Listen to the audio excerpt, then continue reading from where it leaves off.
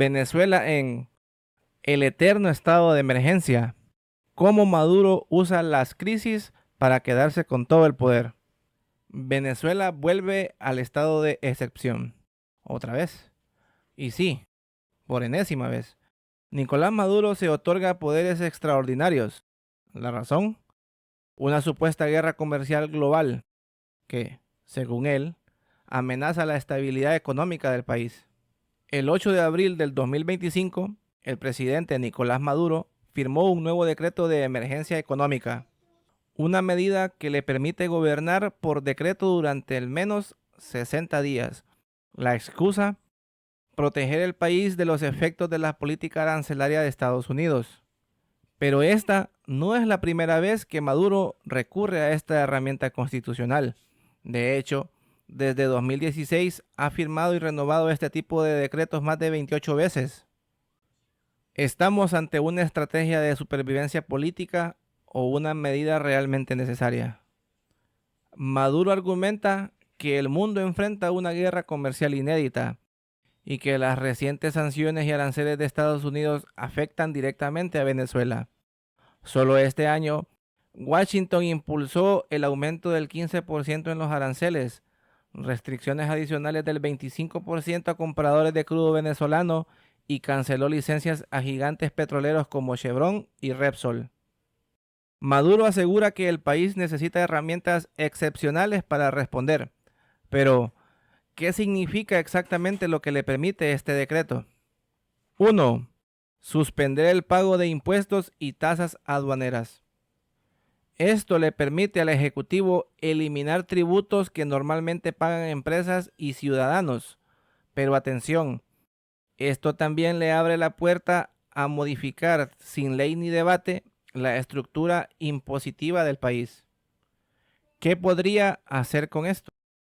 Exonerar a empresas aliadas al gobierno, castigar fiscalmente a sectores enemigos o independientes, aumentar el impuesto al valor agregado, IVA, o el impuesto sobre la renta, ISLR, sin pasar por la asamblea, crear impuestos de emergencia, entre comillas, como en el pasado lo hizo con los impuestos de las grandes transacciones. Resultado: más presión fiscal sobre los ciudadanos comunes y sobre empresas pequeñas, mientras los grandes aliados del poder se ven exonerados. 2. Controlar el presupuesto y la asignación de recursos públicos.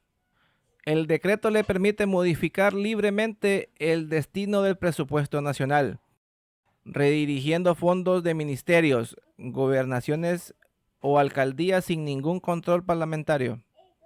¿Qué significa esto en la práctica? Puede desfinanciar programas sociales o salud pública para priorizar campañas políticas o proyectos militares. Las gobernaciones opositoras pueden quedarse sin fondos.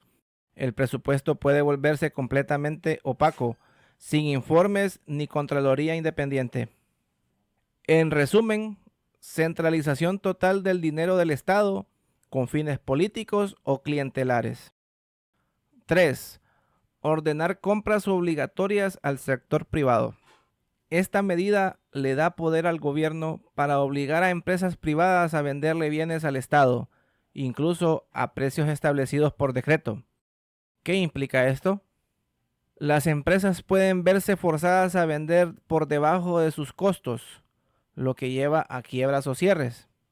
Se puede usar para intervenir en la distribución de alimentos o medicinas, reviviendo el fantasma del control de precios y escasez. También puede abrir la puerta a expropiaciones encubiertas, como ocurrió en 2010 con industrias como Polar o Clorox. Resultado: desconfianza del sector privado, fuga de capitales y desabastecimiento. 4. Modificar leyes sin pasar por la Asamblea Nacional. Esto rompe completamente el equilibrio de poderes. El Ejecutivo podrá cambiar o derogar leyes aprobadas por el Parlamento sin ningún control constitucional. ¿Qué puede hacer con esto?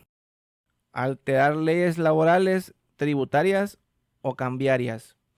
Aprobar normas que legalicen expropiaciones, cambiar condiciones para contrataciones públicas y licitaciones. Esto particularmente es grave en un país donde la Asamblea Nacional es controlada por el oficialismo. El resultado, una legalidad moldeada a gusto del poder. 5. Administrar directamente entes públicos, empresas del Estado y hasta el fondo de pensiones. Maduro podrá tomar el control de instituciones autónomas como Petróleos de Venezuela, el Banco Central, el Seguro Social o el CENIAT. ¿Qué puede pasar con esto? Podrá usar fondos de pensiones para financiar déficit fiscal, intervenir cuentas bancarias públicas sin consulta, redireccionar recursos petroleros a proyectos partidistas. En resumen, un cheque en blanco para manejar el país como si fuera una caja chica. Limitar transacciones en divisas y obligar el uso del bolívar. Aunque no está redactado directamente en el decreto, ya en 2016 y 2020 se usó este tipo de herramientas para restringir el uso de divisas y obligar al comercio a aceptar el bolívar. ¿Qué podría implicar esto? Nuevas restricciones a cuentas en dólares o criptomonedas. Mayor control del comercio formal. Fuerte impacto al sector informal que depende del dólar.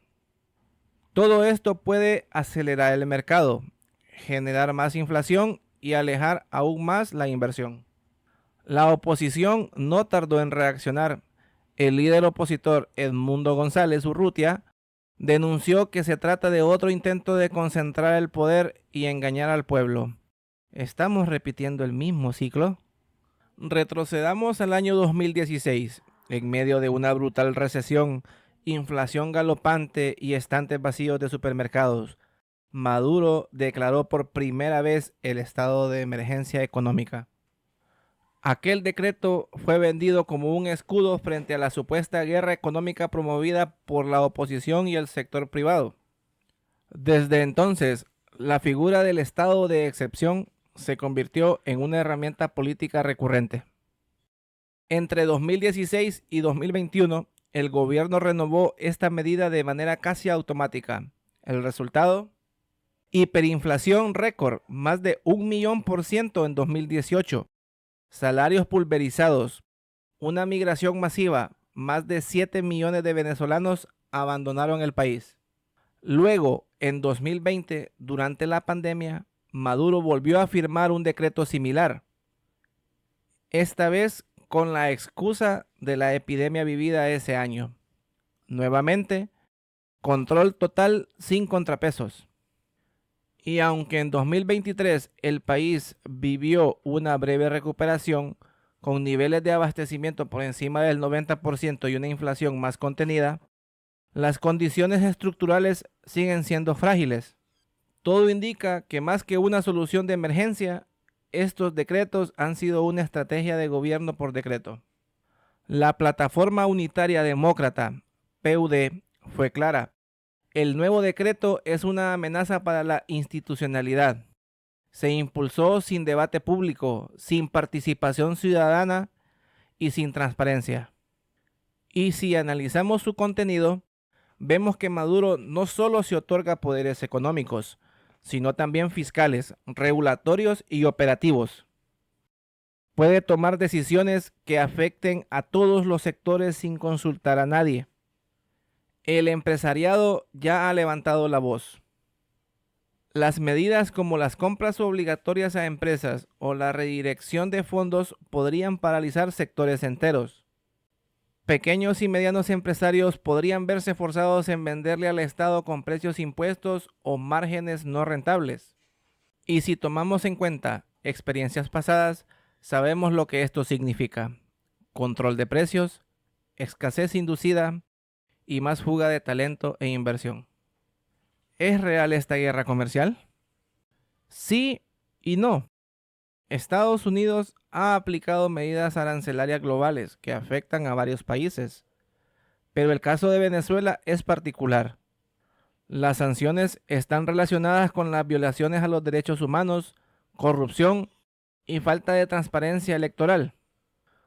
Usar esa guerra como justificación para concentrar poder es, cuanto menos, conveniente.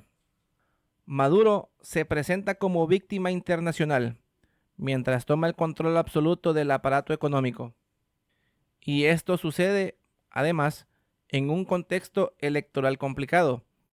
Tras una reelección cuestionada en 2024 y el creciente respaldo a Edmundo González, no es descabellado pensar que el decreto tenga fines políticos más que económicos.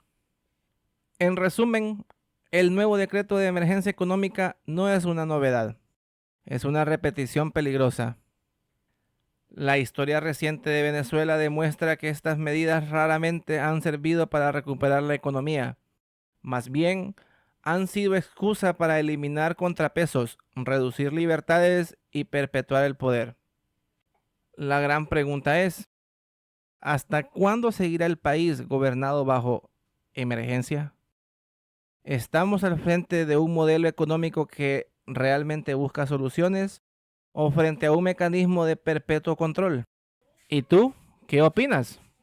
¿Este decreto ayudará al pueblo venezolano o solo consolida más el poder en manos de Maduro? Déjamelo saber en comentarios. Suscríbete si quieres más análisis profundos como este. Y no olvides compartir este video para poder llegar a más personas. Hasta la próxima edición de Noticias Infovirales.